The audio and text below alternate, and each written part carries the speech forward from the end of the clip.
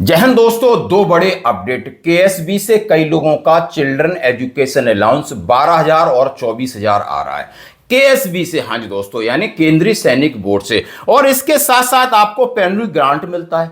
Education grant के साथ साथ आपको मैरिज ग्रांट मिलता है, मेडिकल ट्रीटमेंट है, अनाथ बच्चों के लिए, और आपको प्रोफेशनल कोर्सेज के लिए लाखों रुपए मिलते हैं। और ये दो प्रकार का आपने देखा होगा, रक्षा मंत्री एक्स सर्विसमैन वेलफेयर फंड से मिलते हैं, इनका रिन्यूअल भी होता है, और उसके बाद प्रधानमंत्री स्कॉलरशिप से भी पैसे मिलते हैं। तो क्या आपको इन बातों की जानकारी है? यदि जानकारी है तो आप इसके लिए क्लेम करते हो। अब क्लेम करने के बाद यदि कहीं क्लेम फंस जाता है तो आप सीधा केएसबी जाते हो, तो वहां का क्या हाल है? और वहां क्या हाल है, वहां पर एक एडवोकेट साहब एक वीडियो बनाते हैं, और वो मेरे दोस्त भी हैं। जब उनका वीडियो हमारे पास आता है, फिर शाम को हमारी बात होती है, तो हमने कहा मैं इसको न्यूज में डालूंगा कि आखिर केएसबी जैसा एक केंद्रीय सैनिक बोर्ड है जहां पर पूरे यानी सैनिकों की उम्मीद है, और वहां पर जाने पर वो वहां की जगह की, वहां की व्यवस्था को लेकर सवाल उठा के बहुत दुखी हो जाते हैं।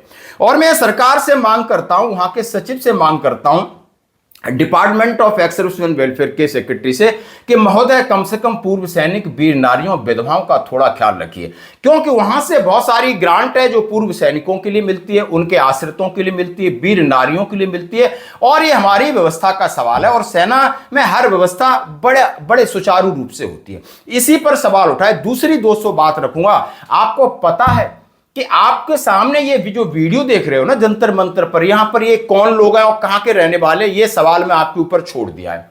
और यही लोग पिछले 14 साल से इन्हीं ने ठेका ले रखा है क्या? और वहां पंजाब से चलकर वहां आते हैं, गुरुद्वारा साहब में रहते हैं और अपनी परमिशन लेते हैं दिल्ली पुलिस से। कितनी बहुत सारी प्रोसेस से गुजरना पड़ता है एक दिन जंतर मंतर पर एजिटेशन के लिए। अब मैं क्यों कह रहा हूं, आपको एक आंकड़े रखना चाहता हूं कि केंद्रीय कर्मचारी और पेंशनर्स की बड़ी संख्या डिफेंस पर्सन है। 46% यानी हम लोग सैनिक हैं, जो कि लगभग 40% में से आर्मी के लोग ज्यादा हैं। यानी लगभग 30 इतने लाखों लोग हैं हमारी आवाज कोई नहीं उठा रहा है। दूसरे नंबर पर आता है रेलवे, जिसके 26% है। उन्होंने सरकार की नाक में दम कर रखा है। यानी इतने सारे संगठन हैं, northern railway mains federation, NRMU, और इलेक्शन होते हैं और जाके काम भी रोकते हैं, और उनके दबाव की वजह से हमें भी कुछ मिल जाता है। नहीं, हमारा तो हाल बेहाल है। क्यों? इसके ऊपर मैं बात रखूंगा। सबसे पहले दो खबर है। पहली खबर के बारे में देखते हैं। आखिर जितेंद्र देव साहब हैं, जो मेरे दोस्त हैं, मैं खुल के कह रहा हूं। अब उन्होंने कल जो वीडियो आप देख सकते हो, और उन्हें क्या कहा है, क्या ट्वीट करके कहा है, देश भर से प्रतिदिन 100 से अधिक पूर्व सैनिक समस्याओं शिकायतों के समाधान के लिए केंद्रीय सैनिक बोर्ड मुख्यालय आरके पुरम नई दिल्ली आते हैं। यह घटना 6 अगस्त 2026 की है। अत्यंत दुर्भाग्यपूर्ण है कि केएसबी मुख्यालय में भी सेवानिवृत्त रक्षा कर्मियों की समस्याओं के समाधान के लिए कोई उचित सिंगल विंडो व्यवस्था उपलब्ध नहीं है। सबसे निराशाजनक बात है कि गार्ड रूम, रिसेप्शन स्तर पर भी पूर्व सैनिकों की समस्याओं को सुनने और मार्गदर्शन करने की उचित व्यवस्था नहीं है। रिसेप्शन पर सिविलियन स्टाफ तैनात है, लेकिन उसे गेट पास जारी करने का भी अधिकार नहीं है। देश के विभिन्न हिस्सों से अपनी जायज समस्याओं के समाधान के लिए आने वाले पूर्व सैनिकों को कथित रूप से इधर से उधर टेलीफोन करने के लिए कहा जाता है। रिसेप्शन में मात्र 4 से 5 लोगों की क्षमता वाला एक छोटा सा काउंटर है। वहां न बैठने की सुविधा है, न पर्याप्त संख्या में लोगों को खड़े होने के लिए रहा। यह व्यवस्था देश भर से आने वाले पूर्व सैनिकों की संख्या, उनकी आवश्यकताओं के अनुरूप बिल्कुल नहीं है। हमारे पूर्व सैनिकों के साथ इस प्रकार व्यवहार अत्यंत दुर्भाग्यपूर्ण, अस्वीकार्य है। केएसबी ऐसा स्थान है, और ऐसे स्थान पर होना चाहिए कि पूर्व सैनिकों को सम्मान, सहयोग, उनकी शिकायतों को तुरंत समाधान मिले, न कि उन्हें एक कार्यालय से दूसरे कार्यालय के चक्कर लगाने पड़े। यह अत्यंत शर्मनाक है कि केएसबी उन्हीं पूर्व सैनिकों को बुनियादी शिकायत निवारण की सुविधा तक उपलब्ध नहीं करा रही है, जिनकी सेवा एवं कल्याण के लिए केएसबी की स्थापना की। यानी केएसबी, केंद्रीय सैनिक बोर्ड, का काम ही हमारी वेलफेयर को देखना है। सारी स्कीम सीएचएसबी इसी के अंडर आता है, सब कुछ इसी के अंडर आता है। राज्य सैनिक बोर्ड, जिला सैनिक बोर्ड, डीजीआर सब आता है। और वहां का एक वीडियो कहीं ना कहीं हमें झकझोर देता है। हम उम्मीद करते हैं कि मामला इस सरकार के संज्ञान में जाए और सरकार कार्रवाई करे, क्योंकि यहाँ लोग पेनरी ग्रांट की चीज़ें फंस जाती है, एजुकेशन ग्रांट है, हॉस्टल सब्सिडी है, डॉटर मैरिज ग्रांट है, क्योंकि हमारे पास कोई सीधा मैकेनिज्म नहीं है। हम किसी साइबर कैफे में जाते हैं या हम खुद कर लेते हैं, एक दूसरे की मदद करते हैं। और जिला सैनिक बोर्ड कितनी हेल्प करता है, क्या आपका वो फाइल करता है? बिल्कुल नहीं कर पाता। तो ये सारी समस्याएं यदि कहीं फंस जाती हैं, बात पैसे की, आप पैसा देना चाहते हो, रक्षा मंत्रालय के जो एक्सेप्शनल वेलफेयर फंड है, प्रधानमंत्री स्कॉलरशिप योजना है, तमाम ऐसी चीजें, उनके लिए हमें भटकना पड़ता है। और आप इसके ऊपर एक कमेंट्स करना होगा ताकि लोगों को समझ में आए लगभग आप इसकी जागरूकता कितनी है और कितने लोग इसका फायदा उठाते होंगे, और जो फायदा नहीं उठा पाते उसकी समस्या उनके सामने क्या आ जाती है। पहली बात, अवेयरनेस नहीं होती, अवेयरनेस हो जाती तो उसके प्रोसेस नहीं जान पाते, प्रोसेस हो जाते हैं तो आगे कहीं ना कहीं ऑब्जर्वेशन आ जाती है, ये समस्या होती है। तो दोस्तों, ये बात सच है या नहीं, आप प्लीज इस बात का समर्थन करना होगा। और जितेंद्र देव साहब को मैं धन्यवाद देता हूँ। ना मैंने ऊपर जाना है यार, मैं अलग हूँ। डीजीआर जाना? हाँ, बात कर 116 में बात करके मैं बात करना, बात हो गई जो करना अभी करना दोबारा, उन्होंने बोला करना थोड़ी देर में। चलो ये चुप हो गया।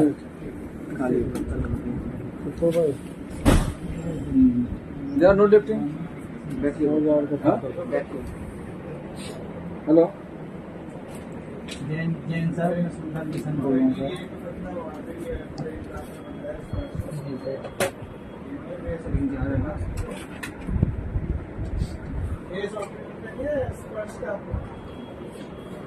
बताइए, लोग यहाँ पर जो है पूरे बड़े ऑल ओवर इंडिया से आ रहा है यहाँ पर, बोल रहा है कि 111 करो। 119 में कोई उठा नहीं रहा है यहाँ पे, हैं? व्हाट इज द फन, है ना? दिस इज द केंद्रीय सैनिक बोर्ड।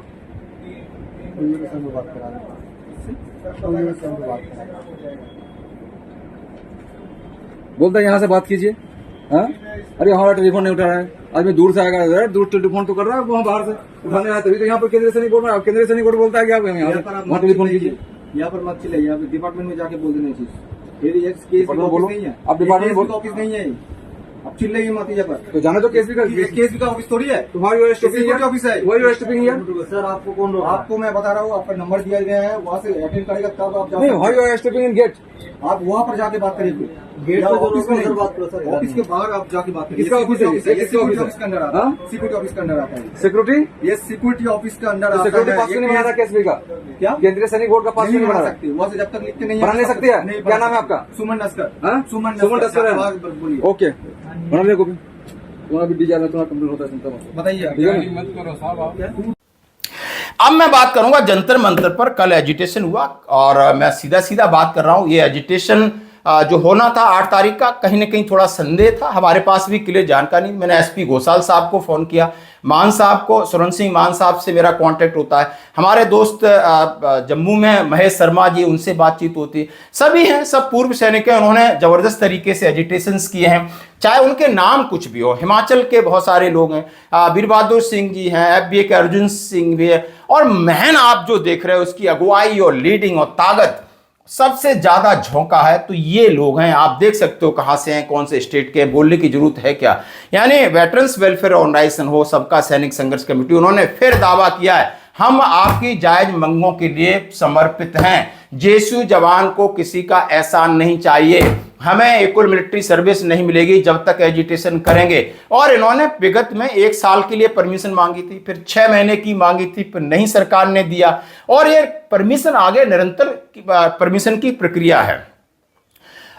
ये और जबरदस्त तरीके से, ये अभी का नहीं है, बहुत पीछे 2013-14 आपको आरोपी मिली है, उसमें उस आरोपी के इतिहास में इनका भी नाम है। इनके संघर्ष और त्याग इन्होंने जबरदस्त तरीके दिया, आमरण अनशन तक किया है, रेल रोकी है, बस रोकी है, टंकियों पे चढ़े हैं, बहुत पुराने में सुबेदार प्रगट साहब से 90 साल तक के हैं, और बहुत सभी लोगों ने इसमें काफी संघर्ष किया। और कल का धरना जबरदस्त तरीके से सरकार को संकेत। अब मैं बात क्यों करना चाहता हूं, अब केंद्रीय कर्मचारी हैं, सरकार पेंशनर्स को लेकर कहीं ना कहीं अपना एक दर्द बयान करती है। अब दर्द क्यों बयान करती है कि पेंशन बजट बढ़ रहा है। अब बजट किस लिए बढ़ रहा है कि डिफेंस पेंशनर्स ज्यादा हैं, 46% डिफेंस पेंशनर हैं, सरकारी आंकड़े देख लीजिए पहले नंबर पर।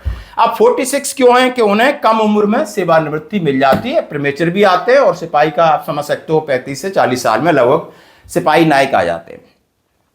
अब जो 40% है वो कितना एजिटेशन कर रहे हैं जरा आप बता सकते हो? पूरे देश में है 30-35 लाख हैं, तो उसमें से कितना एजिटेशन कर रहे हैं, कितना धरना प्रदर्शन कर रहे हैं? हमारी कितनी बड़ी यूनियन है? अभी तक शायद आप समझते हो 1% ही मैं बोल पाऊंगा, और 1% लोग आपके सामने देखिए, आप कम से कम इनको एक अप्रिसिएशन दे सकते हो। और ये नहीं, आप 2 साल पहले लगातार 1 साल इन्होंने जंतर मंतर पर अपना डेरा जमा के रखा। क्या त्याग और बलिदान के बगैर कुछ नहीं मिलेगा? कम से कम एक हो जाइए, एक सहमति बनिए। और क्यों नहीं बन पाते?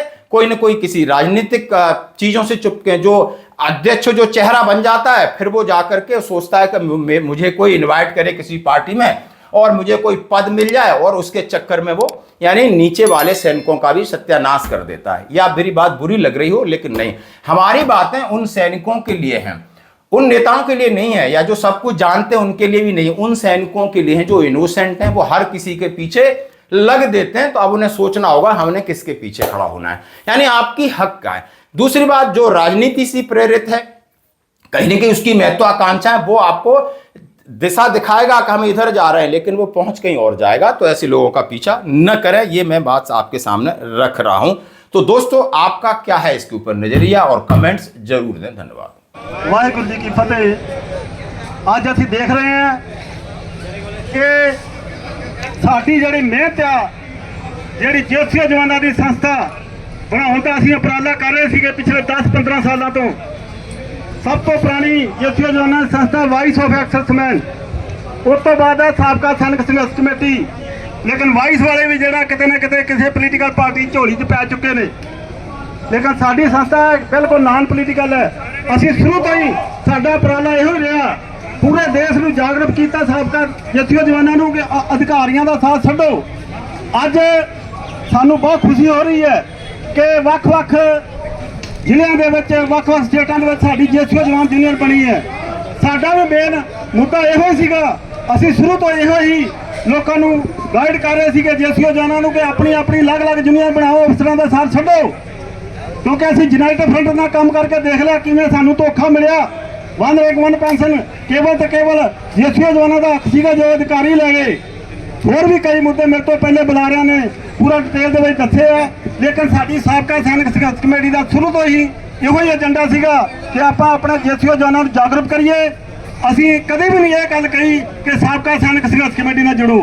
असीं हमेशा ही शुरू तो ही पूरे देश के जथेबंदियां जवानां नूं इहो ही आगाह करते रहे हैं कि अपने इलाके दे विच अपनी जथेबंदियां जवानां यूनियन बनाओ, ताकि आपां इकट्ठे होकर अपने हकी मंगां वास्ते आपां संघर्ष कर सकीए।